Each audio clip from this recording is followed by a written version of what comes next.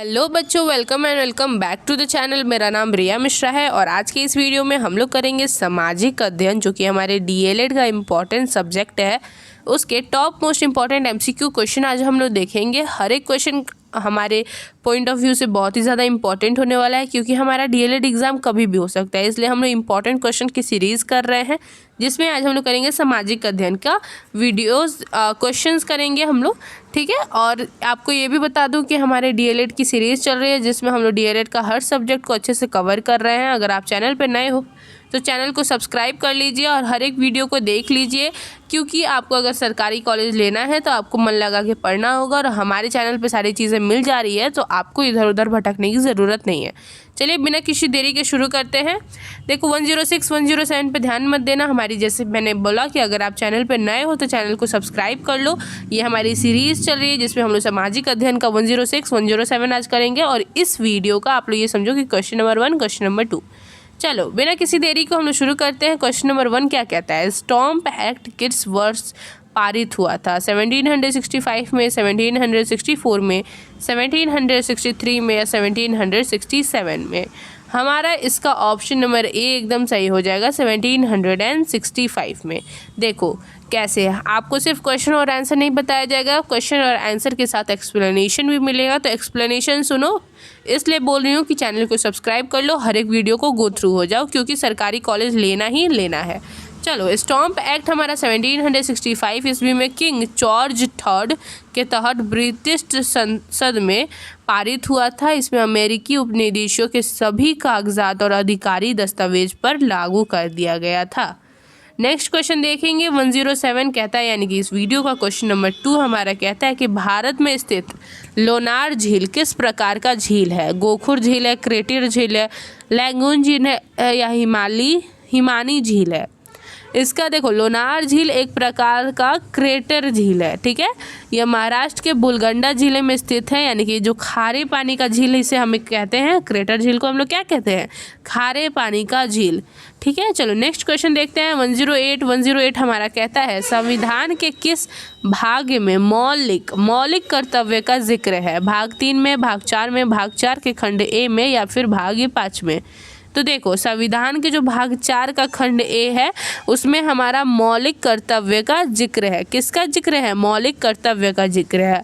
और ये किसके द्वारा रिलेट करा गया था? इसमें हम लोग अनुच्छेद जो हमारा 51 का ए है, उससे हमारा ये लिया गया था, ठीक है। क्या लिया गया था? मौलिक कर्तव्य का जिक्र हमारा भाग 4 के खंड ए में लिया गया था। नेक्स्ट क्वेश्चन देखेंगे 109, यानी कि इस हमारे वीडियो का क्वेश्चन नंबर 4 क्या कहता है? कहता है राष्ट्रीय पिछड़ा वर्ग आयोग NCBC को संवैधानिक दर्जा कब प्राप्त हुआ था? 2018 में, 2016 में, 1993 में या 1992 में? तो देखो, राष्ट्रीय पिछड़ा वर्ग आयोग यानी कि NCBC, इसका आपको इंग्लिश में फुल फॉर्म बताना है। जिसका सबसे पहले आएगा आंसर, उसको नेक्स्ट वीडियो में उसका नाम लिया जाएगा। तो फटाफट से कमेंट सेक्शन में बताइए NCBC को फुल फॉर्म इन इंग्लिश, ठीक है। और आपको याद भी रखना चाहिए। तो स्थापना इसमें 1993 में की गई थी। किस में की गई थी? 1993 में की गई थी। वर्ष 2018 में, जब 102वां संविधान संशोधन द्वारा इस आयोग का संवैधानिक दर्जा प्रदान किया गया था तब। तो हमारा देखो, ऐसा नहीं है कि 1993 इसमें रिलेट किया गया तो ये सही आंसर होगा। सही आंसर हमारा ऑप्शन नंबर ए होगा, जो कि है 2018 में। मेरी बात ध्यान से सुनिए, हमने क्या कहा?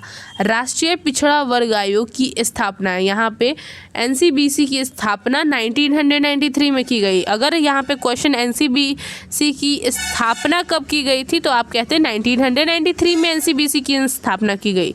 लेकिन क्वेश्चन क्या कर रहा है? राष्ट्रीय पिछड़ा वर्ग यानी NCBC को संवैधानिक दर्जा कब प्राप्त हुआ?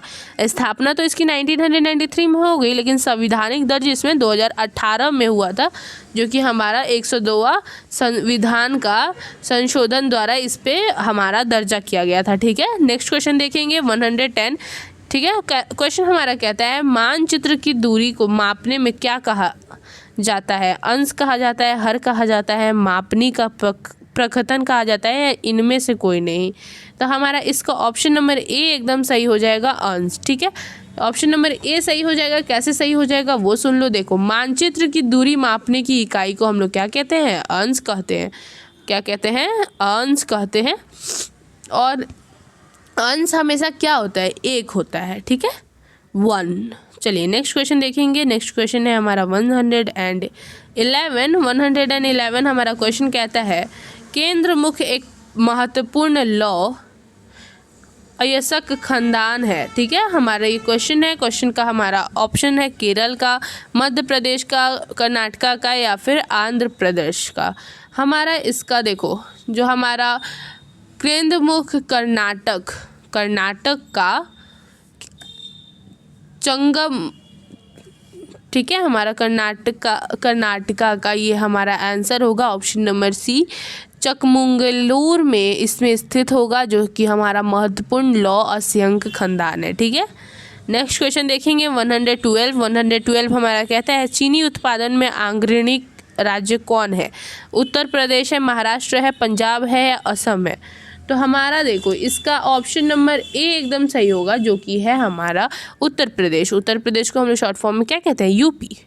ठीक है, तो हमारा अब ये कैसे होगा वो सुनो। भारत में उत्तर प्रदेश चीनी की उत्पादना को सबसे ज़्यादा अग्रणी राज्य कहा जाता है। किसकी उत्पादना को? चीनी की उत्पादना। ठीक है, और किसकी बात की जा रही है? भारत में कौन से राज्य? तो हमारे भारत में उत्तर प्रदेश। ठीक है, नेक्स्ट क्वेश्चन देखेंगे हमारा 113 हमारा क्या कहता है वो देख लेते हैं। 113 कहता है, स्वतंत्र एवं निष्पक्ष चुनाव करने की जिम्मेदारी किसकी है? राज्य चुनाव की है, चुनाव आयोग की है, कलेक्टर की है या फिर प्रखंड विकास पदाधिकारी की है? ठीक है, तो हमारा देखो, भारत के स्वतंत्र एवं निष्पक्ष चुनाव करने की जिम्मेदारी हमारी किसकी होती है? चुनाव आयोग की होती है। ठीक है, यह एक स्थायी व स्वतंत्र निकाय है जो मुख्य निर्वाचन के आयुक्त एवं अन्य आयुक्तों को मिलकर बनाई जाती है। ठीक है, क्या बनाई जाती है? चुनाव आयोग बनाई जाती है। नेक्स्ट क्वेश्चन देखेंगे 114 कहता है, डैश का मानना था कि राज्य और समाज की स्थापति पारंपरिक संसाधनों के संरक्षित किया जाना चाहिए। किसकी मानना था? कंजर्वेटिव की थी, लिबरल की थी, डेमोक्रेटिक्स की थी, या इनमें से कोई नहीं? तो हमारा इसका 114 का ऑप्शन नंबर क्या होगा? ए नंबर एकदम सही हो जाएगा, जो कि है कंजर्वेटिव। ठीक है, देखो, हमारा 1815 में, किसमें? 1815 में क्या था? नेपोलियन की हार के बाद। ठीक है, नेपोलियन की हार के बाद यूरोपीय संस्कारित रूढ़िवादी की भावना में प्रेरित थी, क्योंकि उन्हें रूढ़िवादी यानी कि कंजर्वेटिव का मानना था कि राज्य और समाज की स्थापति पारंपरिक संसाधनों को संरक्षित करने के लिए करना चाहिए। ठीक है, और रूढ़िवादी को हम लोग क्या करते हैं? हम लोग अपने भाषा में कंजर्वेटिव समझते हैं। नेक्स्ट क्वेश्चन कहते हैं, नेक्स्ट क्वेश्चन 115 हमारा कहता है, जून 1992 में पहले अंतर्राष्ट्रीय पृथ्वी शिखर सम्मेलन के लिए ब्राज़ील में डैश में 100 से अधिक राष्ट्राध्यक्ष मिले। रियो डी जेनेरो, सालो पाउलो, ब्राज़ीलिया या कुटब्रिया। ठीक है, तो हमारा इसका ऑप्शन नंबर ए एकदम सही होगा, जो कि है रियो डी जेनेरो। मेरी बात सुनो, जून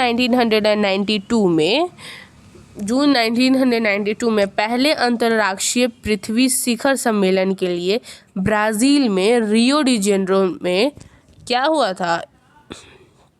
100 से अधिक, ठीक है, किससे अधिक? 100 से अधिक देशों का राष्ट्राध्यक्ष मिला था। क्या मिला था? हमारा 100 से अधिक देशों का हमारा मिला था राष्ट्राध्यक्ष। ठीक है, नेक्स्ट क्वेश्चन देखेंगे। नेक्स्ट क्वेश्चन हमारा क्या कहता है? नेक्स्ट क्वेश्चन 116 है, कहता है, अंतर्राष्ट्रीय मुद्रा कोष IMF का मुख्यालय कहाँ पर है? मनीला पे है, वाशिंगटन DC पे है, न्यूयॉर्क पे है या लंदन पे है?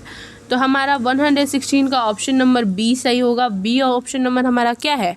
वाशिंगटन DC में है। ठीक है, देखो, अंतर्राष्ट्रीय मुद्रा कोष यानी कि IMF का इंग्लिश में फुल फॉर्म आपको पता होना चाहिए, का मुख्यालय कहाँ है? वॉशिंगटन डीसी में। और ये कहाँ पे? अमेरिका में है, यानी कि यूएसए में है, यूनाइटेड स्टेट ऑफ अमेरिका में है। तो यहाँ पे स्थित है हमारा वॉशिंगटन डीसी। यह संयुक्त राष्ट्र के एक प्रमुख वित्तीय एजेंसी है। इसकी स्थापना कब की गई थी? जुलाई 1944 में हमारे ब्रिटेन वुड्स के सम्मेलन के द्वारा इसकी स्थापना की गई थी। किसकी स्थापना? वॉशिंगटन डीसी की स्थापना। नेक्स्ट क्वेश्चन देखेंगे 117 कहता है किस बात से स्पष्ट होता है कि बिहार में लोकतंत्र की जड़ें गहरी हैं? नालंदा का प्राचीन विश्वविद्यालय, बिहार में साक्षरता की दर, वैशाली का लिच्छवी गणतंत्र, या फिर इनमें से कोई नहीं। तो हमारा इसका 117 का ऑप्शन नंबर सी एकदम सही हो जाएगा। ऑप्शन नंबर सी क्या कहता है? वैशाली का लिच्छवी गणतंत्र। ठीक है, तो देखो वैशाली का जो हमारा लिच्छवी गणतंत्र है वो स्पष्ट होता है कि बिहार में लोकतंत्र की जड़ें गहरी हैं। वैशाली का लिच्छवी गणराज्य विश्व का प्रथम गणराज्य माना जाता है। ठीक है, और ये हमारा संवैधानिक है। चलो नेक्स्ट क्वेश्चन देखेंगे 118 कहता है भारत में कोयले का सर्व प्रमुख उत्पादक राज्य कौन सा है? पश्चिमी बंगाल है, झारखंड है, उड़ीसा या फिर छत्तीसगढ़ है? तो हमारा इसका ऑप्शन नंबर डी एकदम सही होगा। क्या होगा? छत्तीसगढ़। ठीक है, हमारा जो हमारा 2021 से लेकर 2022 के आंकड़ों के अनुसार भारत में कोयले का सबसे प्रमुख उत्पादक राज्य हमारा छत्तीसगढ़ है। ठीक है, जबकि भारत में सर्वाधिक कोयला गोंडाना क्षेत्र में, दामोदर घाटी में, झारखंड और बांग्ला कोयला की पट्टी में स्थित है। ठीक है, सबसे ज़्यादा कहाँ स्थित है? झारखंड और बांग्ला में है। लेकिन सबसे ज़्यादा हमारा उत्पादक राज्य कौन है? अभी 2021-22 के रिकॉर्ड के अनुसार हमारा छत्तीसगढ़ है। ठीक है, ना कि झारखंड और बांग्ला। लेकिन सबसे ज़्यादा अभी के रिकॉर्ड के हिसाब से हमारा झारखंड और बांग्ला में पाया जाता है। 21-22 का रिकॉर्ड के अनुसार हमारा छत्तीसगढ़ आंसर हो जाएगा। ठीक है, नेक्स्ट क्वेश्चन देखेंगे 119 कहता है रॉलेट कानून के किस उद्देश्य से लाया गया है? शिक्षण संस्थानों में प्रवेश के लिए, क्रांतिकारी गतिविधियों पर अंकुश करने के लिए, कालाबाजारी रोकने के लिए, या फिर सरकारी नौकरियां में प्रवेश के लिए? तो हमारा इसका ऑप्शन नंबर बी सही होगा, जो कि एक क्रांतिकारी गतिविधियों पर अंकुश लगाने के लिए। ठीक है, देखो रॉलेट कानून वर्ष 1919 में, ठीक है, इसको ध्यान रखेंगे, क्रांतिकारियों गतिविधियों पर अंकुश लगाने के उद्देश्य में लाया गया था। अतः इस कानून के द्वारा किसी भी व्यक्ति को बिना मुकदमा चलाए गिरफ्तार किया जा सकता था, परंतु उसके विरुद्ध न कोई अपील, न कोई दलील और ना ही कोई वकील लिया जा सकता था। ठीक है, आप कभी भी किसी भी इंसान को गिरफ्तार कर सकते थे और आपको बेल वेल की भी कोई वो नहीं था, आपको नहीं मिलती है। ठीक है, आपको जेल में ही अगर डाल दिया गया तो आपको जेल में ही रहना पड़ेगा। ये था हमारा रॉलेट कानून। ठीक है, 120 नंबर क्वेश्चन देखेंगे। 120 नंबर क्वेश्चन क्या कहता है? देखो हमारा 120 नंबर क्वेश्चन है, हम लोग यहाँ पे आ चुके हैं। अगर आपको मेरी वीडियो पसंद आ रही होगी, मैम की वीडियो पसंद आ रही होगी, कमेंट में ज़रूर बताना कि कैसी लगी वीडियो। और चलो फटाफट से क्वेश्चन देखते हैं। हमारा 120वां क्वेश्चन क्या कहता है और इस वीडियो का कौन सा नंबर क्वेश्चन है वो आप हमें कमेंट सेक्शन में बताएंगे। और आपको सीरीज़ अच्छी लग रही होगी तो पक्का से पक्का चैनल को सब्सक्राइब कर लेना है। ठीक है, चलिए नेक्स्ट क्वेश्चन देखते हैं। हमारा निम्नलिखित में से कौन सी फसल भोजन और चारों के रूप में प्रयोग की जाती है? ज्वार, गेहूँ, मक्का या चाय? तो हमारा इसका मक्का, यानी कि 120 का हमारा ऑप्शन नंबर सी एकदम सही होगा। क्या है? मक्का फसल भोजन और चारों के रूप में हमारी प्रयोग की जाती है। ठीक है, नेक्स्ट क्वेश्चन देखेंगे। हमारा 121 नंबर क्वेश्चन हमारा कहता है रंग भेद की नीति के विरुद्ध आवाज़ उठाने वाले कौन थे? George W Bush, Abraham Lincoln, Martin Luther king या फिर जॉर्ज वॉशिंगटन? तो हमारा इसका ऑप्शन नंबर सी सही होगा। ऑप्शन नंबर सी क्या है? Martin Luther king. ठीक है, देखो अमेरिका में रंगभेद की नीति के विरुद्ध आवाज़ मार्टिन लूथर किंग ने उठाया था। ठीक है, सबसे पहले इन्होंने ही हमारा आवाज़ उठाया था रंगभेद की नीति पे। ठीक है, नेक्स्ट क्वेश्चन देखेंगे। 122 नंबर क्वेश्चन कहता है इनमें कौन कोल विरुद्ध में शामिल था? रानी शिरोमणि, चुंडामन राय या फिर बुद्धो भगत या फिर भैरव? हमारा इसका ऑप्शन नंबर सी एकदम सही होगा।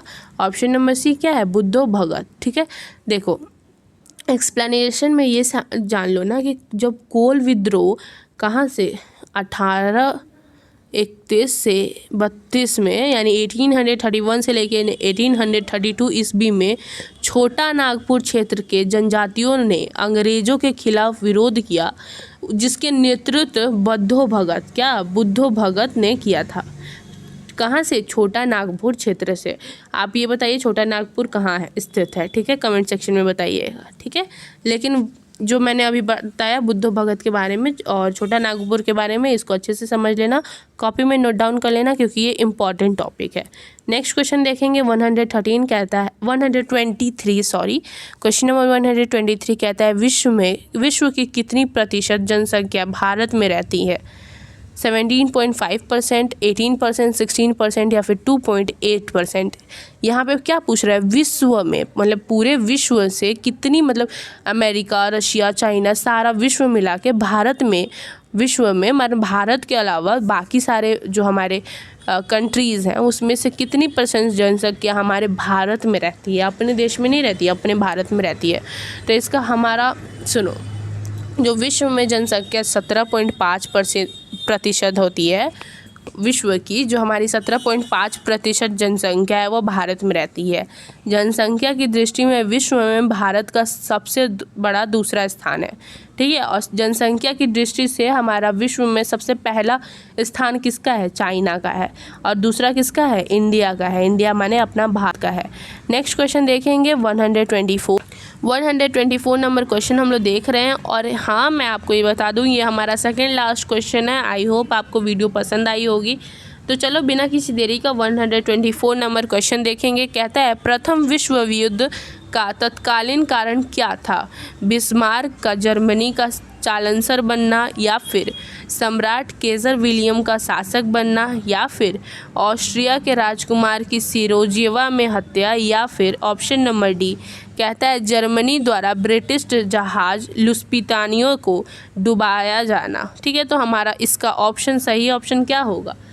तो सबसे पहले आप ये समझ लीजिए कि हमारा जो प्रथम विश्व युद्ध का तत्कालीन कारण, मेन कारण नहीं, तत्कालीन कारण हमारे ऑस्ट्रिया के राजकुमार की सेराजेवो में हत्या। ठीक है, हमारी जो ऑस्ट्रेलिया के राजकुमार थे उसको सेराजेवो में हत्या की गई थी, जो कि हमारा तत्कालीन कारण बना था। यानी कि हमारी जो राजधानी सेराजेवो में 28 जून को, जब हमारे 1914 में हमारा जून 28 को जब 1914 में हमारे राजकुमार की हत्या की गई, तो हमारा तत्कालीन कारण बना किस चीज़ का, प्रथम विश्व युद्ध का। चलो नेक्स्ट क्वेश्चन देखेंगे 125 हमारे इस वीडियो का लास्ट क्वेश्चन है।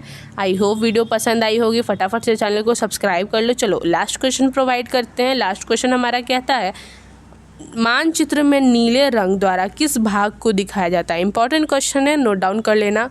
पठार को, पर्वत को, जल को या मैदान को? तो हमारा जो मानचित्र में नीले रंग के द्वारा हमारे किसको दिखाया जाता है? जल को दिखाया जाता है। भूरा रंग जब भी आए हमारे मानचित्र में तो वो पर्वतों को दिखाया जाता है। ठीक है, पीले रंग जब भी आए तो हमारे पठार को दिखाया जाता है। हरा रंग जब भी आए तो वो हमारे मैदान को दिखाया जाता है। ठीक है, तो ये सारी चीज़ों को आपको ध्यान रखना है। आई होप वीडियो पसंद आई होगी। मिलते हैं नेक्स्ट वीडियो में, तब तक अपना ध्यान रखिए, मन लगा के पढ़ाई कीजिए। डीएलएड का एग्ज़ाम कभी भी हो सकता है, तो पूरी प्रिपरेशन तगड़ी रखिए। चलिए मिलते हैं नेक्स्ट वीडियो में, तब तक के लिए ध्यान से रहिए और ध्यान से पढ़िए।